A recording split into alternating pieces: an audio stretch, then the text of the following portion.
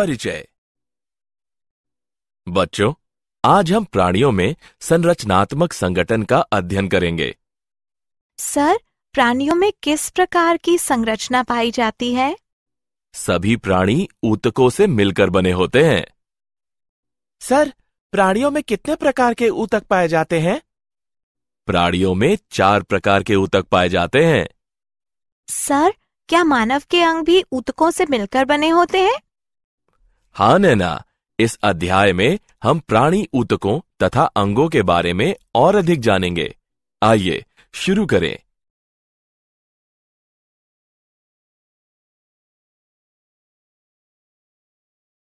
उद्देश्य। इस पाठ के अंत में आप निम्न करने में सक्षम हो जाएंगे। उपकला ऊतक की व्याख्या करना, संयोजी ऊतक की व्याख्या करना, पेशी ऊतक की व्याख्या करना, तंत्रिका ऊतक की व्याख्या करना, ऊतक तथा ऊतक तंत्र की व्याख्या करना।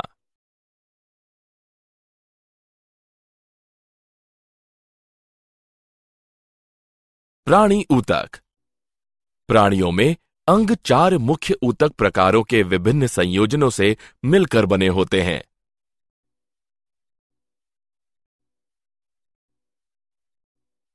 उपकला ऊतक, संयोजी ऊतक, पेशी ऊतक तथा तंत्रिका ऊतक।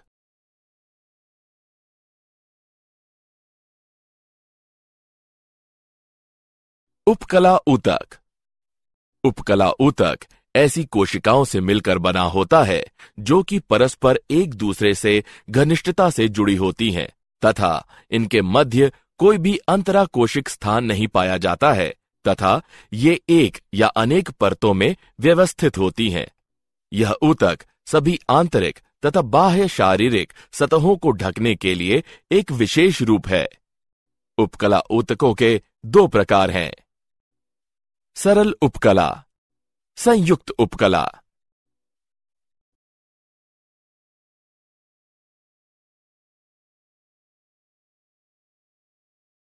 सरल उपकला।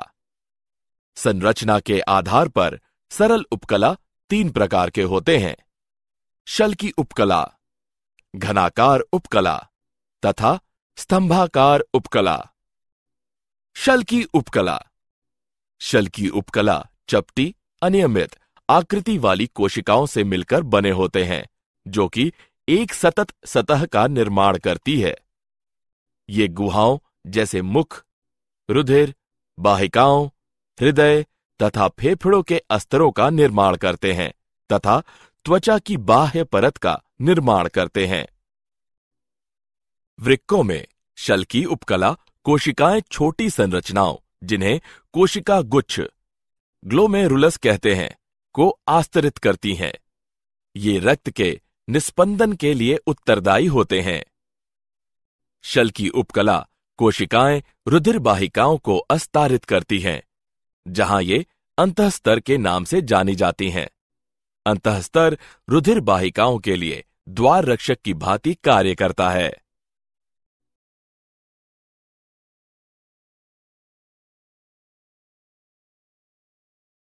घनाकार उपकला। घनाकार कोशिकाएं वर्ग या घन की आकृति की होती हैं। प्रत्येक कोशिका के मध्य में एक गोल केंद्रक पाया जाता है। घनाकार उपकला ग्रंथियों तथा वृक्क नलिकाओं के अस्तरों के साथ साथ ग्रंथियों की गुहाओं में भी जाए जाते हैं। यह जनन उपकला का निर्माण करते हैं, जो कि मादा अंडाशय में अंड कोशिकाओं तथा नर वृषणों में शुक्र कोशिकाओं का निर्माण करता है।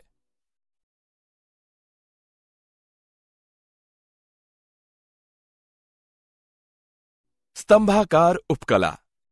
स्तंभाकार उपकला कोशिकाएं एक या अनेक परतों में व्यवस्थित होती हैं। कोशिकाएं लंबी तथा स्तंभ की आकृति की होती हैं।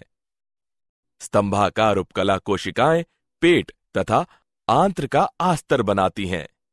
कुछ स्तंभाकार कोशिकाएं नाक, कान में संवेदी ग्राहियों तथा जीभ की स्वाद कलिकाओं के लिए विशेषीकृत होती हैं। यदि इन स्तंभाकार उपकला कोशिकाओं पर बाल सदृश पक्षमाभ पाए जाते हैं तो इन्हें पक्षमाभी स्तंभाकार उपकला कहते हैं। इनका मुख्य कार्य श्लेष्मा को उपकला की सतह पर एक निश्चित दिशा में ले जाना है। स्तंभाकार उपकला मादाओं के गर्भाशय तथा डिंब वाहिनी नलिकाओं में भी पाई जाती हैं।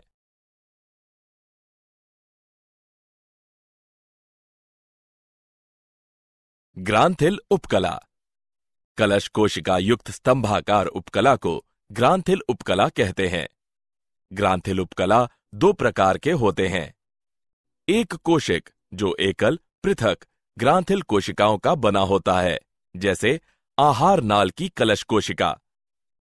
बहुकोशिक जो कोशिकाओं के पुंज का बना होता है, जैसे लार ग्रंथियां।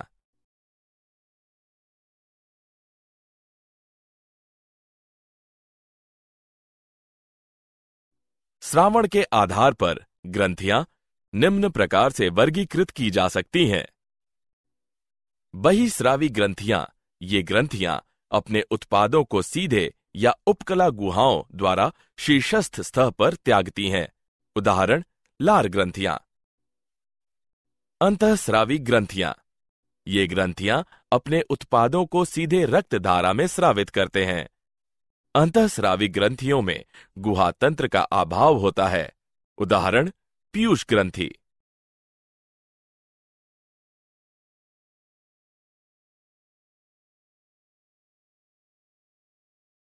संयुक्त उपकला। संयुक्त उपकला कोशिकाओं की एक या अनेक परतों से मिलकर बना होता है। बहुआस्तरीय होने के कारण संयुक्त उपकला श्रावण तथा अवशोषण में बहुत कम योगदान देते हैं, किंतु ये आंतरिक ऊतकों को यांत्रिक, रासायनिक, ऊष्मीय तथा परासरणी प्रतिबलों से सुरक्षा प्रदान करते हैं। उपकला ऊतकों में 3 प्रकार की संधियां पाई जाती हैं। दृढ़ संधि पदार्थों को ऊतक से बाहर निकालने से रोकती है। आंसजी संधि पड़ोसी कोशिकाओं के कोशिका द्रव्य को एक दूसरे से जोड़ने का काम करती है। अंतराली संधि आयनों तथा छोटे अणुओं एवं कभी कभी बड़े अणुओं को तुरंत स्थानांतरित करने में सहायता करती है।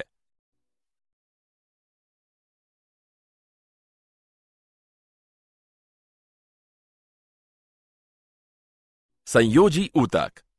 मानव शरीर में संयोजी ऊतक बहुतायात एवं विस्तृत रूप से फैला हुआ पाया जाता है। इसका मुख्य कार्य शरीर को सहारा प्रदान करना तथा सभी प्रकार के ऊतकों को परस्पर संयोजित करना अथवा बांधना है। यह यांत्रिक शक्ति भी प्रदान करता है, जो कि गमन यानी चलने फिरने में सहायक है। संयोजी ऊतकों की कोशिकाएं एक दूसरे से व्यापक रूप से पृथक होती हैं। ये जीवित कोशिकाएं अधिक मात्रा में एक अंतराकोशिक भूतल पदार्थ, जैसे आधात्री यानी मैट्रिक्स कहते हैं, का स्रावण करती हैं। आधात्री एक अजीवित पदार्थ है जो कि तरल जैसे कि रक्त, अर्धठोस जैसे संयोजी ऊतक अथवा ठोस जैसे अस्थि हो सकता है।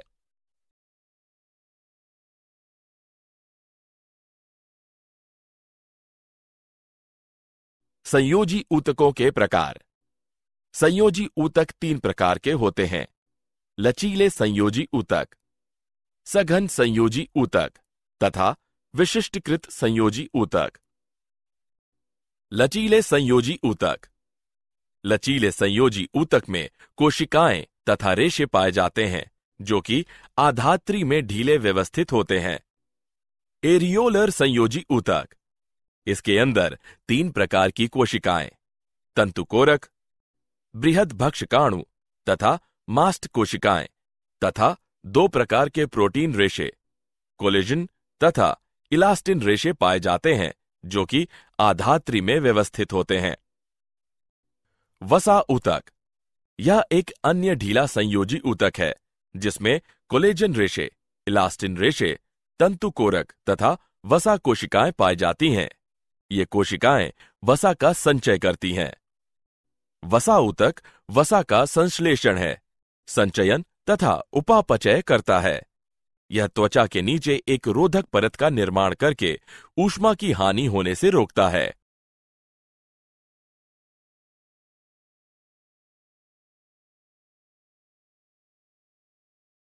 सघन संयोजी ऊतक। सघन संयोजी ऊतक कोशिकाएं तथा रेशे दृढ़तापूर्वक बंधे रहते हैं। यदि रेशे यानी तंतु विन्यास में अनियमित होते हैं तो ऐसे ऊतक सघन अनियमित संयोजी ऊतक कहलाते हैं। यह त्वचा में पाया जाता है। यदि रेशे यानी तंतु विन्यास में नियमित होते हैं तो ऐसे ऊतक सघन नियमित संयोजी ऊतक कहलाते हैं। उदाहरण कंडरा तथा स्नायु।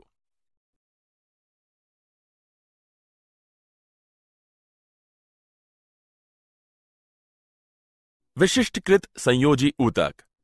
विशिष्टकृत संयोजी ऊतक, इसके अंतर्गत उपास्थि, अस्थि तथा रक्त सम्मिलित है। उपास्थि यह उभारयुक्त तथा लचीला संयोजी ऊतक है। आधात्री ठोस, लचीला तथा संपीडन दबाव मुक्त होता है।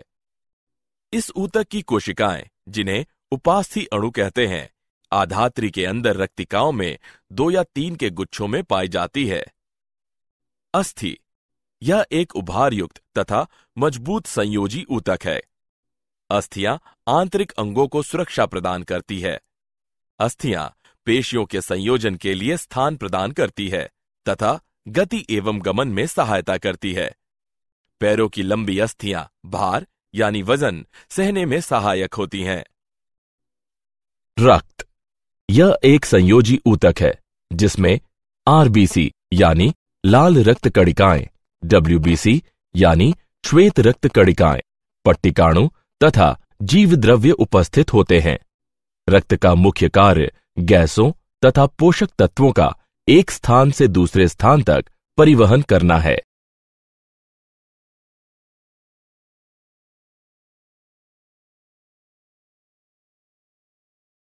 पेशी ऊतक। पेशी ऊतक संकुचन तथा शिथिलन की क्षमता रखते हैं तथा शरीर के विभिन्न भागों में गति तथा यांत्रिक कार्य को कर सकते हैं।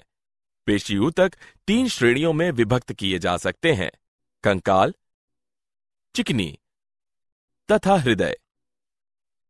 कंकाल पेशी ये जटिल संरचनाओं वाली होती है तथा अस्थियों के ऊपर परतों में व्यवस्थित होती है। सभी पेशियों का मुख्य कार्य संकुचन है। उदाहरण के लिए मस्तिष्क द्विशिरस्का पेशी के संकुचन के लिए तंत्रिका कोशिका को एक सिग्नल भेजता है। इसके अंतर्गत पैरों, धड़, नेत्र गोलकों आदि का समन्वयन तथा श्वास प्रक्रिया सम्मिलित है।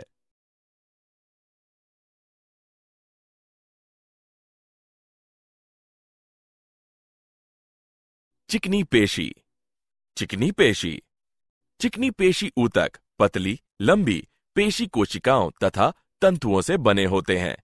ये तंतु सिरों पर नुकीले होते हैं तथा प्रत्येक रेशा यानी तंतु पर एक एकल बड़ा अंडाकार केंद्रक पाया जाता है। चिकनी पेशी धीमी, अनैच्छिक गतियों जैसे अमाशय तथा आंत्रों की भित्तियों में उपस्थित चिकनी पेशी ऊतक के संकुचन को नियंत्रित करती है। धमनियों की पेशियां रक्तचाप तथा रक्त बहाव को नियंत्रित करने के लिए संकुचित तथा शिथिलित होती हैं।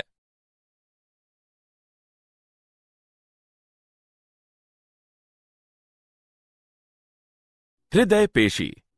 हृदय पेशियां केवल हृदय की भित्तियों में पाई जाती हैं। हृदय पेशी ऊतक हृदय के अलिंद तथा निलय के संकुचन में एक महत्वपूर्ण योगदान निभाता है। यह हृदय स्पंदन तथा पूरे शरीर में रक्त तथा इसके अवयवों के बहाव में भी सहायक है।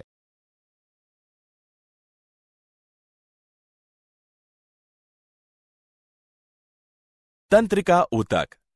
तंत्रिका ऊतक वैद्युतीय उद्दीपनों के संवहन के लिए विशेषीकृत संरचनाएं होती हैं, जो कि शरीर के एक भाग से अन्य भागों तक सूचनाओं को ले जाते हैं।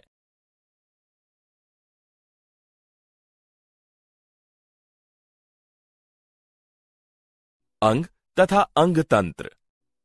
शरीर में अंग अगले स्तर के संगठन पर होते हैं। अंग एक ऐसी संरचना है जिसमें कम से कम 2 विभिन्न प्रकार के ऊतक परस्पर मिलकर एक इकाई की भांति कार्य करते हैं। मानव शरीर में विभिन्न अंग पाए जाते हैं। उदाहरण के लिए यकृत, वृक्क, त्वचा आदि। अंगतंत्र एक या अधिक अलग अलग अंगों के संयोजन से मिलकर बना होता है, जो कि एक साधारण कार्य को करने के लिए साथ साथ काम करते हैं। कुछ अंगतंत्र इस प्रकार हैं: कंकाल तंत्र, पेशीय तंत्र, परिसंचरण तंत्र, तंत्रिका तंत्र आदि।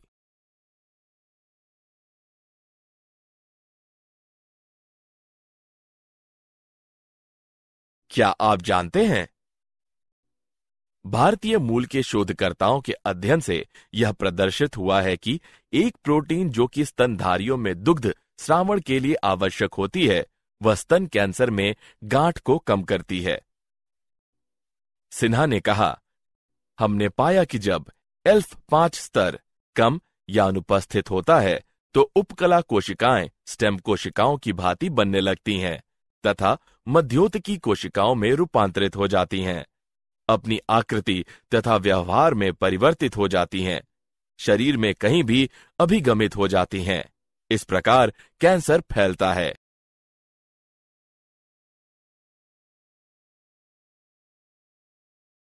सारांश। आइए हमने जो कुछ सीखा है उसे संक्षेप में दोहराएं। उपकला ऊतक, संयोजी ऊतक, पेशी ऊतक तथा तंत्रिका ऊतक ऊतकों के 4 मूलभूत प्रकार हैं। उपकला ऊतक सभी आंतरिक तथा बाह्य शारीरिक सतहों को ढकने के लिए एक विशेष रूप है।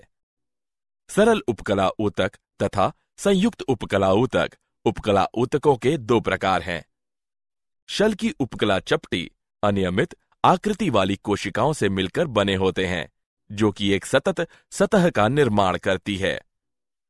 घनाकार उपकला के मध्य में एक गोल केंद्रक पाया जाता है तथा यह ग्रंथियों तथा वृक्क नलिकाओं के आस्तरों के साथ साथ ग्रंथियों की गुहाओं में भी पाया जाता है। स्तंभाकार उपकला कोशिका पेट तथा आंत्र का आस्तर बनाती है। संयुक्त उपकला में कोशिकाओं की एक या अधिक परतें पाई जाती हैं।